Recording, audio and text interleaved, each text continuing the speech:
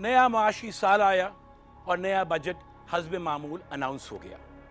आपने टीवी पे और पार्लियामेंट में बहस मुबाहिसा भी सुना, तनकीद भी सुनी और जस्टिफिकेशन भी सुना, लेकिन इससे अवाम को क्या सरोकार? उन्हें तो सिर्फ रोटी, कपड़ा और मकान चाहिए। हम यही मालूम करने के लिए सड़कों पर निकल आए और मुख्तलिफ लोगों से बात की और आम आदमी से पूछा कि बजट आने या ना आने से उसकी ज़िंदगी पे क्या फ़र्क पड़ता है। मैं हूँ अर्जुमंद अजहर और मैं हूँ एक आम आदमी।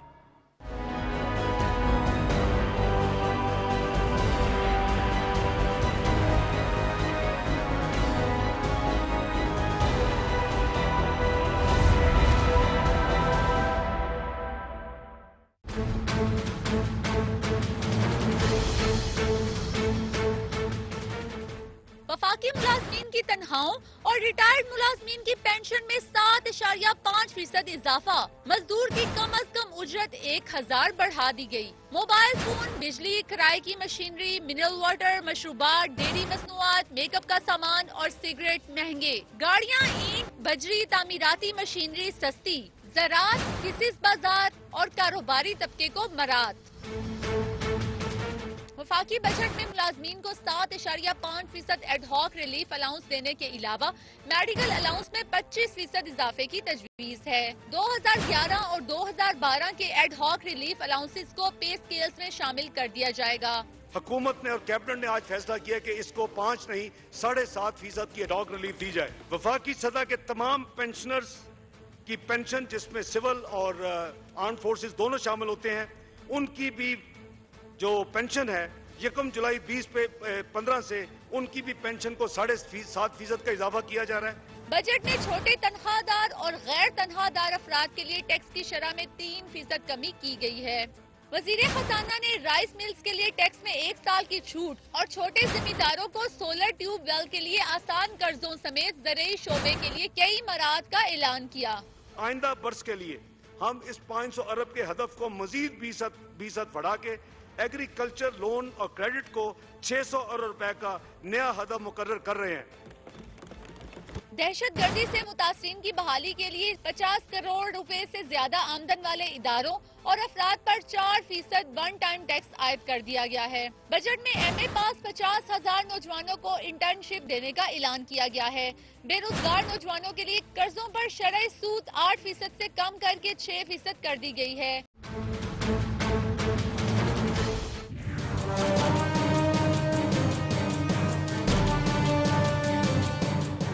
यहाँ पे मैं इतने लोगों में घिरा हुआ हूँ, कोई यहाँ समझता है कि बजट का मतलब क्या है? कोई मुझे समझा सकता है? उसकी यानी जो कहते हैं ना कि आप अपने अल्फाज में समझाइए कि हाँ मैं बजट को समझता हूँ, बजट का मतलब क्या होता है। आप जानते हैं मौलाना? एक आम आदमी जो है ना, उसका बजट से कोई सरोकार नहीं है। उसको क्या चाहिए? जो हर घर में इस्तेमाल होता है, आटा, चीनी, चाय, दालें, गोश्त, सब्जियां, उसको अगर ये चीज़ें कम होती हैं तो कहेगा हाँ बजट बना है, सही है, हमारे लिए अच्छा है। अगर ये चीज़ें सस्ती नहीं है, ये तो हर आदमी इस्तेमाल करता है ना। पहाड़ों पर रहने वाला भी चाय पीता है, समझे ना, बंगले में रहने वाला भी चाय पिएगा। तो अगर ये भाई गरीब आदमियों के लिए आटा दालें सस्ती कर दें तो इससे अच्छी क्या, वो तब कहेगा कि हाँ ये बजट है, वरना उसे बजट से क्या सरोकार। इधर आइए। आपने सुना अभी बजट आया है? जी सुना। ये क्या चीज़ है? ये वहशत है, वहशत है। बजट वहशत है जी, गरीबों के लिए वहशत है, क्योंकि अब तो हम घबराए हुए हैं। इस तनख्वाह में हमारा पूरा नहीं हो सकता।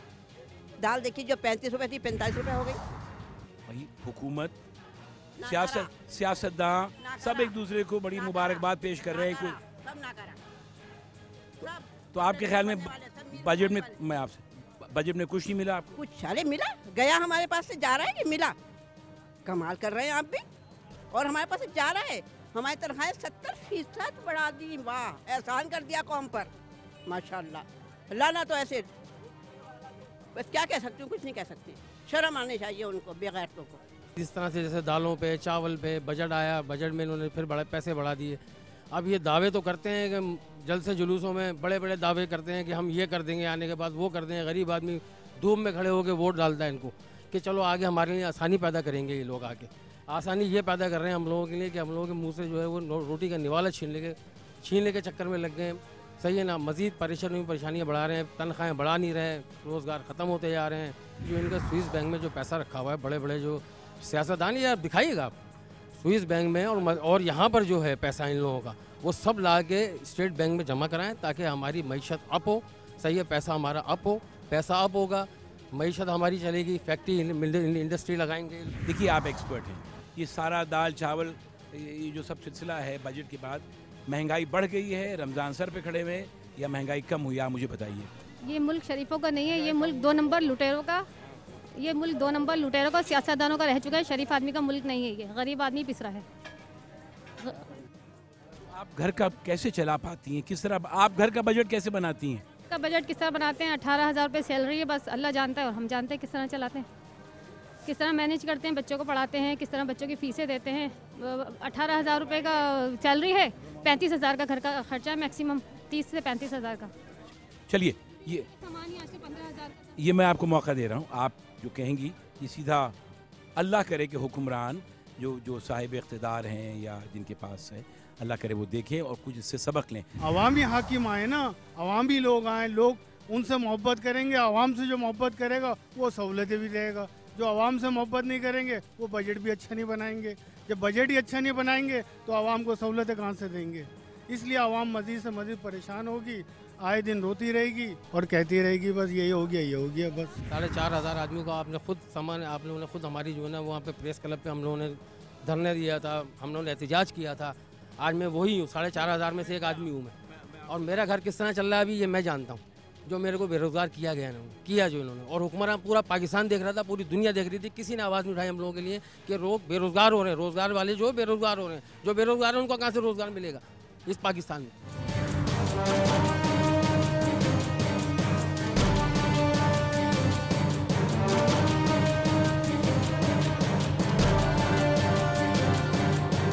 चाय कितने का हो गया? चाय जो है वही पुराना रेट है, 30 रुपए का चाय है। यार इतना अच्छा बजट आया है, हाँ। सब कुछ सस्ता हो गया है। अच्छा, हाँ, चाय को भी सस्ता दो।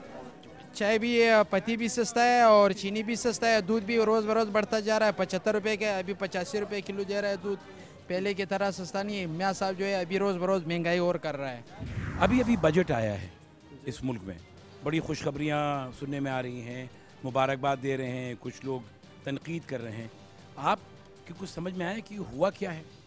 देखें, जहाँ बजट के हिसाब से हमारे सामने मीडिया के तवज्जुह से जहाँ तक हमें पहुँची हैं इतला, लेकिन बाकी पिछले जो बजट पेश होते थे उनके बनिस्बत के लिहाज से तो इस दफ़ा बजट मैं तो कहता हूँ काफ़ी अच्छा बजट आया है पाकिस्तान के लिए। अगर आप कहते हैं पाकिस्तान के लिए अच्छा बजट आया है तो उससे आम आदमी को क्या फ़ायदा पहुँच रहा है? आप ये दुकान आपकी है, आपने खजूर के दाम कम कर दिए हैं। जो आता है ये दुकान पे जो खजूर के बारे में आप कह रहे हैं, तो ये जो खजूर है पिछले साल के बनिस्बत इस साल रेट भी कम है और चीज़ भी अच्छी मिल रही है इस वक्त। बजट के लिहाज से देखा जाए, बजट तो अभी चंद दिन हुए पेश हुए, इसके नताइज जो मैं कहता हूँ कि इसके दूर नताइज होंगे और इसके नताइज मुस्तकबिल में देखने में आएंगे। तो अभी आपके ख्याल में नहीं आएंगे? ये अक्सर लोगों ने, किसी और ने भी ये बात कही थी कि जो बजट का जो इम्पैक्ट है, ये जो नताइज हैं वो आज कल में या इमीडिएटली नज़र नहीं आएंगे, बल्कि उसको थोड़ा सा वक्त लगेगा।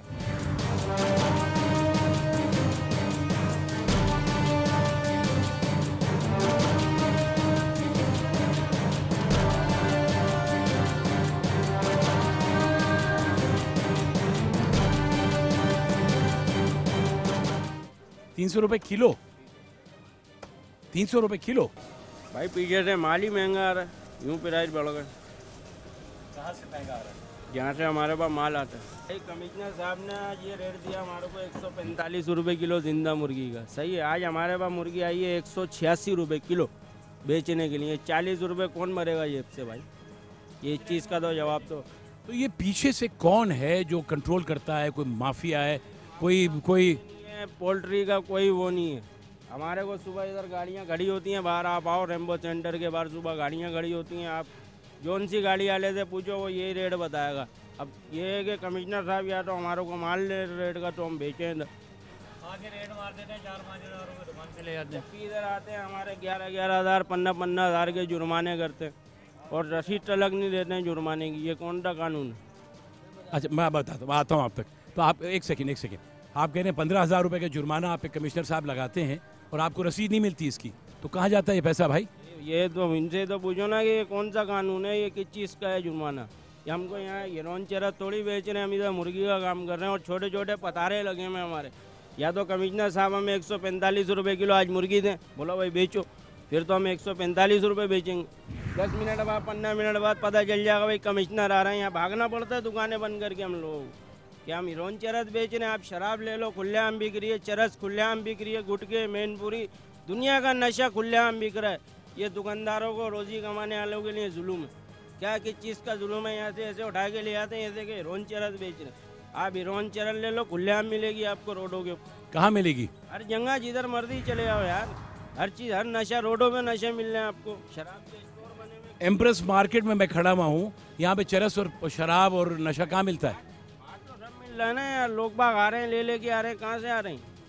ये खाली जुर्माना क्या है? मुर्गी वालों का, गोश्त वालों का, सब्जी वालों का, इनका ही जुर्माना, हर चीज़ का जुर्माना। अच्छा चलिए, मैं आपसे आप बात करने आया था बजट के लिए। बजट आ गया, बजट हुकूमत ने अनाउंस कर दिया, मुबारकबाद हो गई, ये हो गया वो गया, गाड़ी आगे बढ़ गई। आप जब घर जाते हैं तो आपकी बेगम क्या कहती हैं कि भाई ज़िंदगी आसान हुई है या मुश्किल हो गई है? कि और मुश्किल हो जा रही है भाई। आसान कैसे होएगी? जो चीज़ हम पहले 10 की खरीद रहे थे वो 20 की खरीद रहे हैं। गाड़ियों के वो पेट्रोल कम करते हैं तो गाड़ी का किराया और बढ़ जाता है। कैसे कम होगा? जिधर हम पहले 15 रुपये किराया दे रहे थे, 25 रुपये किराया दे रहे, उनको बोलते हैं पेट्रोल कम हो गया। बोला भाई जाओ, ये अखबारों में, ये टीवी में आ रहा, उन्हीं से लो, उन्हीं की गाड़ियों में जाओ बैठ के। मगर भाई इंटरनेट तो आपको मुफ्त में मिलने वाला है। भाई इंटरनेट का क्या करेंगे? खाने को तो इंटरनेट देखेंगे ना यार, कुछ खाएंगे तो कुछ देखेंगे। हमारे वज़ीर आला ऐसे हैं जिनको कुल वाला खाद पढ़ना नहीं आती। वज़ीर आला हमारे जो, वो क्या खाक पाकिस्तान चलाएंगे जो 24 घंटे खुद ही नशे में रहते हैं। हमारे को क्या वो देंगे, क्या बजट कराएंगे हमारे को?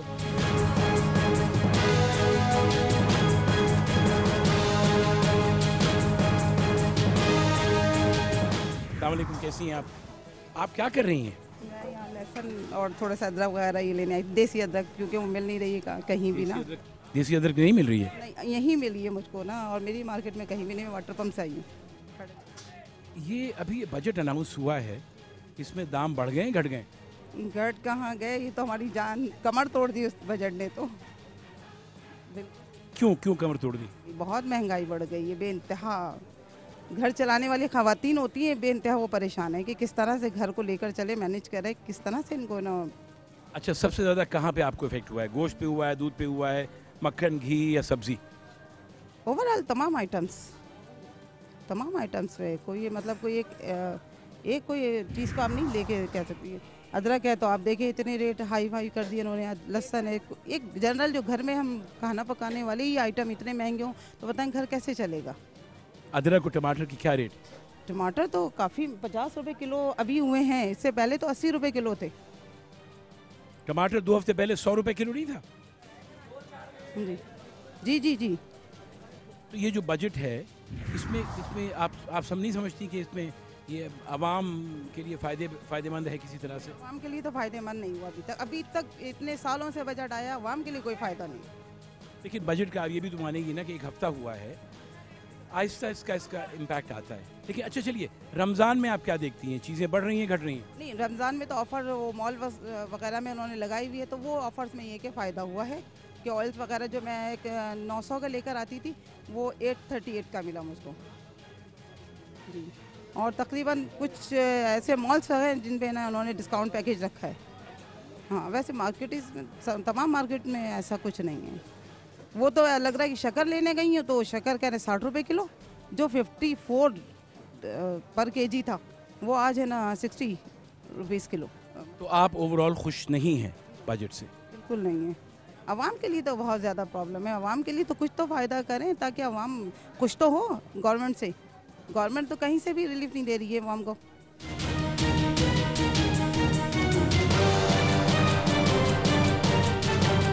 आप क्या बेच रहे हैं?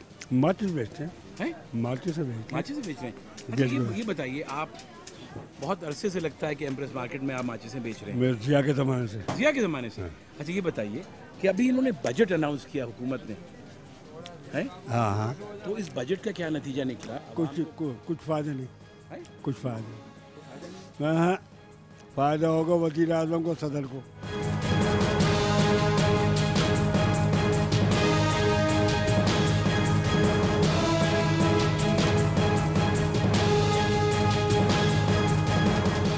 अभी बजट अनाउंस हुआ है, ओके, और सब लोग मुझे अवाम उन्नास खुश नज़र आते हैं। आप भी खुश हैं, हंस रही हैं। क्या करें, अगर हम वो हर चीज़ को हावी कर लेंगे अपने सर पे तो we will not be able to survive. So it's better कि जो है उसको embrace it gracefully and move on. लेकिन बट सीरियसली किसी जगह पे आपको रिलीफ मिला है, नज़र आता है आपको? आई मीन तेल पे, आटे पे, शक्कर पे, सब्जी पे, हर चीज़ and there is no check to it. Budget तो एक तरफ है, वो तो एनुअल होता है, but generally speaking every month everything, all commodities are just jumping up every time you go and buy stuff for yourself, for the home. तो वो तो है, बजट तो एक तरफ है ही है, वो तो ठीक है, वो तो है, डेफिनेटली है, क्या करें।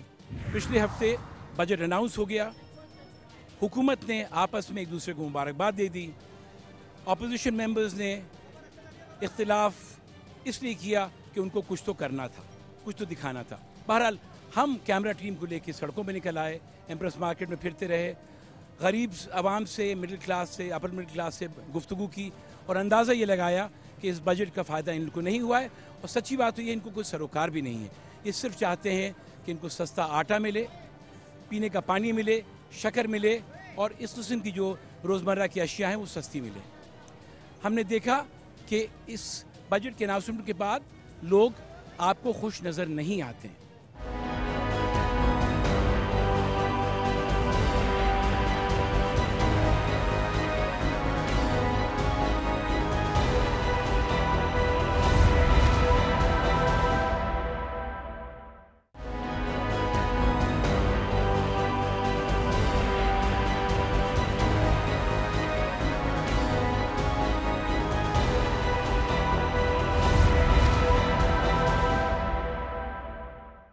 आमदनी अठन्नी खर्चा रुपया में आज मिलते हैं यास्मीन साहिबा से, जो अपने 4 बच्चों का पेट पालने के लिए दिन रात मेहनत करती हैं।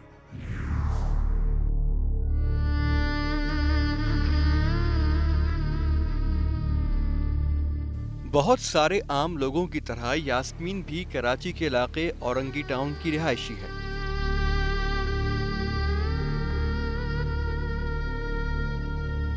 वो बेवा है और उसके 4 बच्चे हैं। 2 बच्चे स्कूल जाते हैं मगर 2 बच्चे तालीम हासिल ना कर सके। मेरा नाम यास्मीन अयाद अहमद है। शोहर के इंतकाल को मेरा 5वां साल लग रहा है। 5 साल से मैं खुद ही गुजारा कर रही हूँ, सिलाई करती हूँ। मकान का किराया गैस बत्ती के साथ 4000 रुपये। मेरे 4 बच्चे हैं।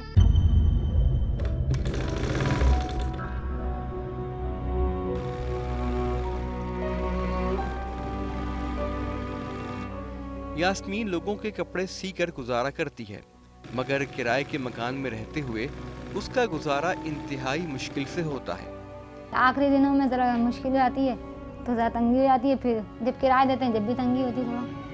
ज़ाहिर है हज़ारों खुर्से रोक के जब देना पड़ता है किराया। बहुत परेशानी होती है, बाहर तिरपाल भी नहीं है, ना कोई छपरा है, इतनी परेशानी होती है। सामान सारा बाहर का अंदर रखना पड़ता है जब बारिश होती है। फिर सिलाई भी रुकती है मेरी बारिश की वजह से।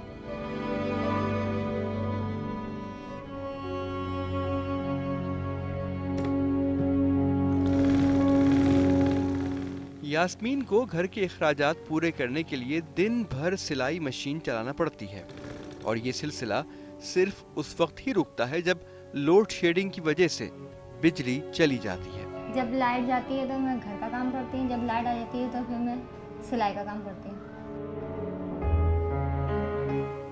लाइट चली जाए तब ही यास्मीन को आराम करना नसीब होता है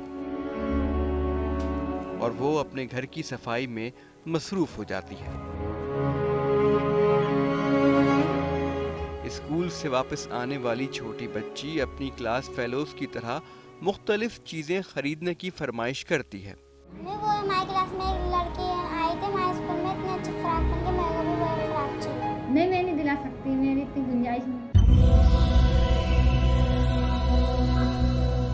मगर यास्मीन की इतनी इस्तिताअत नहीं कि उसकी फरमाइशें पूरी कर सके। जब स्कूल जाते हैं या बाहर जाते हैं या कोई त्यौहार होता है, बाहर निकलते हैं, देखते हैं सब लोगों ने नए कपड़े पहने, तो बोलते हैं बच्चे, बोलते हैं इन्होंने ये पहना, इन्होंने ये लिया है, तो फिर मैं डांट के बिठा देती हूँ मार के।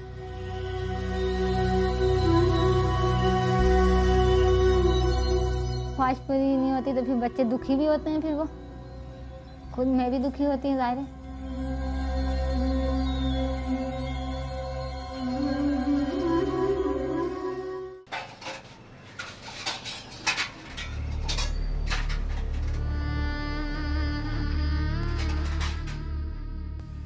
घर में बनी हुई सादा सी खिचड़ी से ही छोटे छोटे बच्चे अपनी भूख मिटाने की कोशिश करते हैं।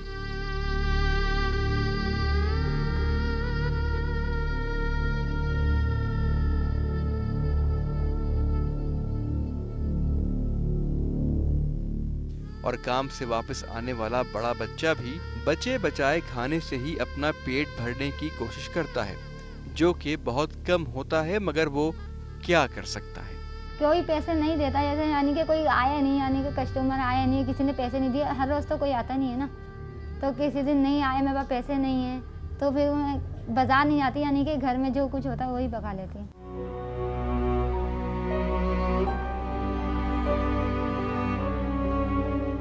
लोगों के सिले हुए कपड़े उनके घरों तक पहुंचाने का काम भी यास्मीन खुद ही करती है।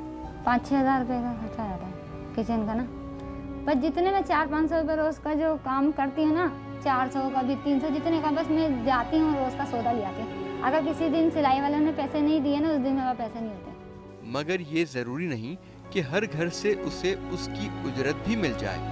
ईद त्योहार में ये कोई जैसे दे देते हैं, जैसे कि पैसे कपड़े वपड़े बनाने के लिए लोग पैसे, कि किसी ने 1000 रुपये दे दिए, 2000 रुपये दे दिए, इतने दे देते हैं, बस कपड़े बन जाते हैं।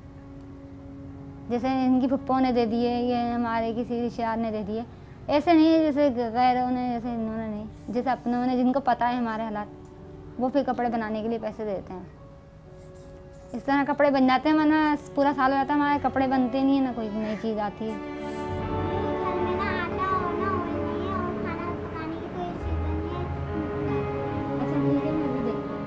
ऐसे में जब बच्चे ये बताते हैं कि घर में खाने पीने का सामान खत्म हो गया है, तो वो बहुत परेशान हो जाती है।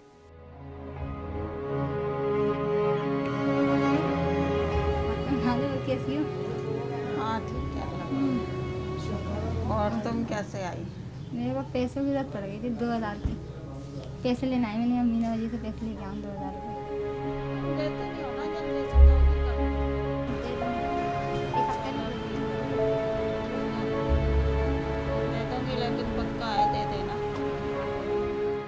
जब यास्मीन को पता चलता है कि घर में खाने पकाने के लिए कुछ भी नहीं, तो वो उधार मांगने के लिए अपनी पड़ोसन के पास चली जाती है।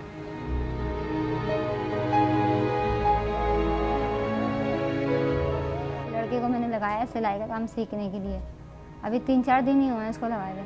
पहले मशीन बनाने के काम में लगा हुआ था, और पैसे नहीं मिलते वहाँ से, सीखता है।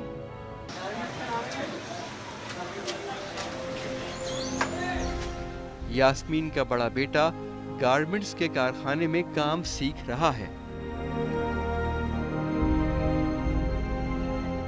मगर उसे वहां से पैसे नहीं मिलते।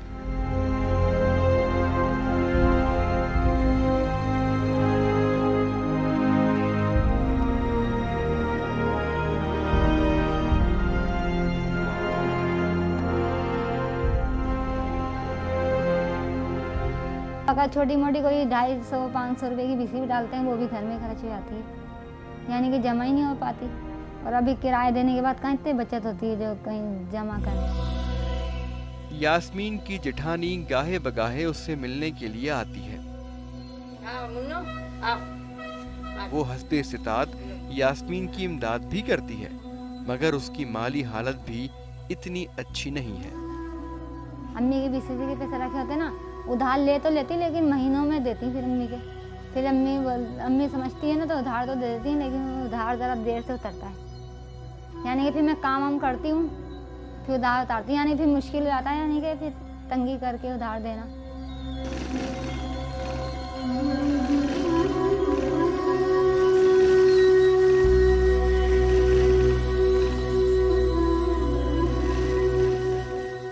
शदीद गर्मी के दौरान टीन की छत तले मुसलसल सिलाई मशीन चलाने की वजह से यास्मीन की तबीयत अक्सर खराब रहती है। सिलाई के कपड़े तो मेरे बहुत होते हैं, लेकिन काम मैं कम करके देती हूँ, यानी कि जब से गर्मी आई है 2 ही सूट सिलने हैं, एक सुबह में एक शाम में, दोपहर में तो सिलते ही नहीं है क्योंकि इतनी गर्मी होती है, ऐसी लुएं चल रही होती हैं और तबीयत ख़राब होती है तो इसलिए सिलते हैं। वो मैदे की तकलीफ में मुब्तला है जिसकी वजह से अपना काम मुकम्मल नहीं कर पाती। बच्चे बड़े होंगे कुछ ना कुछ कर लेंगे, अभी तो छोटे हैं, अभी करने के काबिल नहीं है। बस ये सोच के जाते हैं कि अभी तो वक्त गुजरे है क्योंकि अभी जैसा भी गुजारा करना है। रंज के मारों पर हो करम की नजर, हो करम की नजर, अपनी मखलूक पर रहम कर।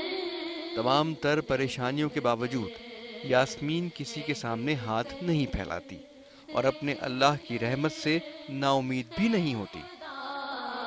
रहम कर, कितनी मज़लूम है आज इंसानियत, हमको करते अता पहली सी आफियत। उसे यकीन है कि उसका खुदा उसकी और उसके खानदान की कोई न कोई मदद जरूर करेगा।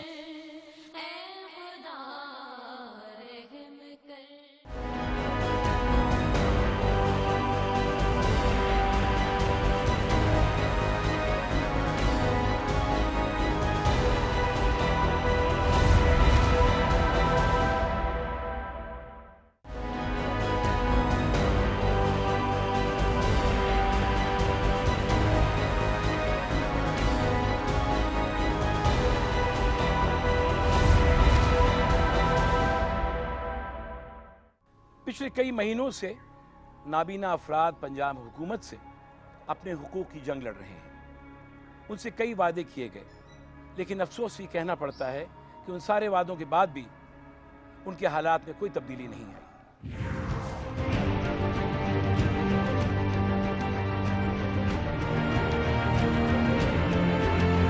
हुकूमती बेपरवाही के शिकार नाबीना अफराद का एक और दिन मॉल रोड पर एहतजाज करते गुजर गया। मुतालबात तो क्या पूरे होने थे, कोई तसल्ली देने भी न आया।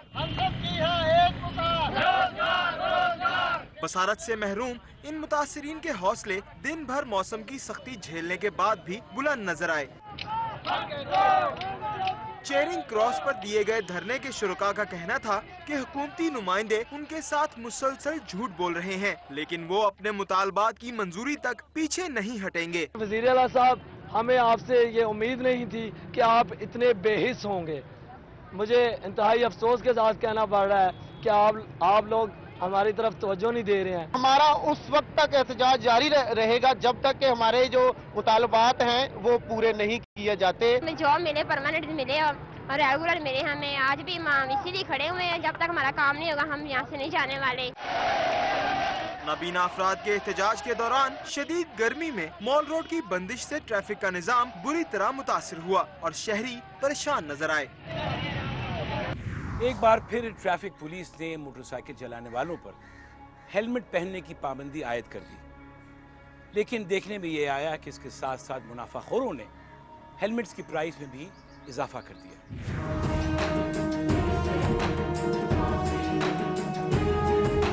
आगे हो या पीछे, मोटरसाइकिल पर सफर करना है तो हेलमेट पहनना लाजमी है। हेलमेट बेचने वालों की तो अभी से ही ईद हो गई। नए कानून के डरे शहरी धड़ाधड़ हेलमेट खरीदने पहुंच गए। 500 रुपए में मिलने वाला हेलमेट 800 रुपए में बिकने लगा। शहरियों ने सर पकड़ लिया। क्या करें, 400 रुपए जेब में पड़े हुए यार, 1000 रुपए हेलमेट के मांग रहे हैं। हेलमेट तो शायद बहुत महंगे हैं, लेकिन ये है कि लेना ज़रूरी था। लेडीज़ के लिए कह रहे हैं कि हेलमेट लेके जाए, बुरखे संभाले, अपने बच्चों को संभालेगी, हेलमेट को संभाले, क्या संभालेगी वो। हेलमेट की पाबंदी पर शहरियों को अमन व अमान के हवाले से भी एतराज़ात हैं। कहते हैं जब हर शख्स हेलमेट में होगा तो मुजरिमों को पता कैसे चलेगा। हमारे मुल्क में ऐसे हालात हो रहे हैं कि जिसके अंदर वो पहचानेगा ही नहीं कि कौन कहाँ से डकैती करके जाए, वारदात करके जाता है। ये हेलमेट में तो पाबंदी और हो जाना चाहिए कि हेलमेट आप लगाएं नहीं इस महीने के अंदर। शहरियों का ये भी कहना है कि पाबंदी की खिलाफ वर्जी करने वालों को रोकने या उसका चालान करने का इख्तियार सिर्फ ट्रैफिक पुलिस एहलकारों को होना चाहिए। ऐसा ना हो कि ट्रैफिक पुलिस की आड़ में तमाम पुलिस एहलकार शहरियों से लूटमार करें।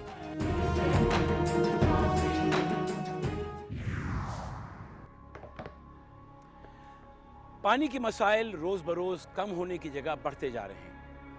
आए दिन ये देखने में आता है कि कराची के कहीं न कहीं इलाके के मकीन सरापा एहतजाज होते हैं।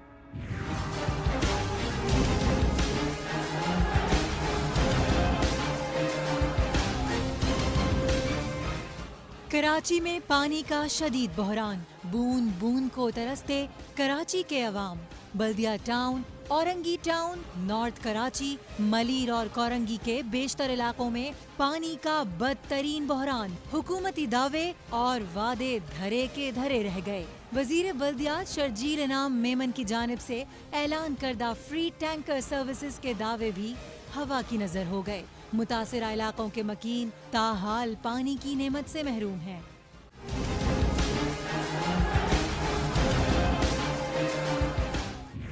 अमेरिका हो, यूरोप हो, बल्कि अब तो चाइना ने भी सिगरेट नोशी पे पाबंदी आयद कर दी है। हम अपने अवाम का ख्याल कब रखना शुरू करेंगे?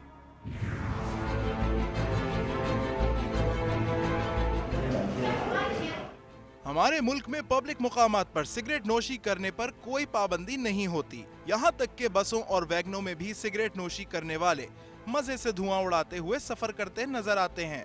मगर चीन में नया कानून मुतारिफ करवाया गया है, जिसके तहत दारुल हुकूमत बीजिंग में अवामी मुकामात पर सिगरेट पीने पर पाबंदी आयद कर दी गई है। याद रहे कि चीन में 30 करोड़ अफराद तंबाकू नोशी के आदी हैं और तकरीबन 10 लाख अफराद इसके बायस मुख्तलिफ अमराज का शिकार होकर मर जाते हैं। चीन में सिगरेट नोशी पर पहले से पाबंदी तो थी, मगर इसका कोई खास नतीजा सामने नहीं आ रहा था। लेकिन अब होटलों, दफातर और पब्लिक ट्रांसपोर्ट में सिगरेट पीने पर पाबंदी आयद की गई है और कानून पर अमल दरामद के लिए हजारों की तादाद में मुआयना करने वाले अफराद भी अपने फराइज अंजाम दे रहे हैं।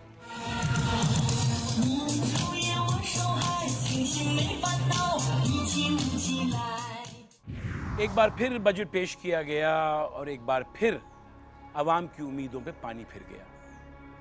इसी हवाले से तौकीर चुगताई साहब ने अवाम से इजहार अफसोस फरमाया है इन अल्फाज में।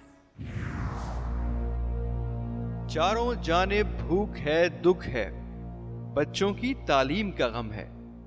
बजट में लेकिन पेंशन भी कम और तनख्वाह भी कम है। उजरत थोड़ी है लेकिन हर चीज है महंगी। आटा महंगा, दाल भी महंगी, बिजली महंगी, चीनी चावल महंगे हैं और सब्जी महंगी। ईंटें, बिजली, सीमेंट सस्ता है तो क्या है, महंगा दूध हुआ है और रोटी है महंगी। बच्चों की खुशियां कैसे नादार खरीदें, एसी, टेलीफोन न कोई कार खरीदे। ये सारी चीजें तो बस जरदार खरीदें, हम तो दाल और आटा बस सरकार खरीदें। कम पड़ता है जाकर जितनी बार खरीदें, लेकिन जीना तो है जब तक दम में दम है। बजट में पेंशन भी कम है और तनख्वाह भी कम है, तनख्वाह भी कम है।